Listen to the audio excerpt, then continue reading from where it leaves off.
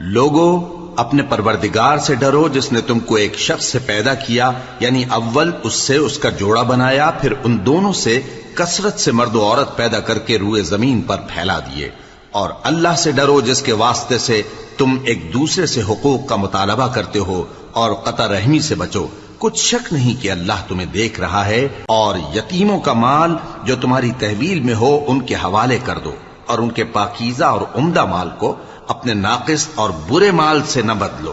اور نہ ان کا مال اپنے مال میں ملا کر کھاؤ کہ یہ بڑا سخت گناہ ہے۔ اور اگر تم کو اس بات کا خوف ہو کہ یتیم لڑکیوں کے بارے میں انصاف نہ کر سکو گے تو ان کے سوا جو عورتیں تم کو پسند ہوں، 2 یا 3 یا 4 ان سے نکاح کر لو۔ اور اگر اس بات کا اندیشہ ہو کہ کئی عورتوں سے انصاف نہ کر سکو گے تو ایک ہی عورت سے نکاح کرو یا باندی سے تعلق رکھو جس کے تم مالک ہو، اس طرح تم بے انصافی سے بچ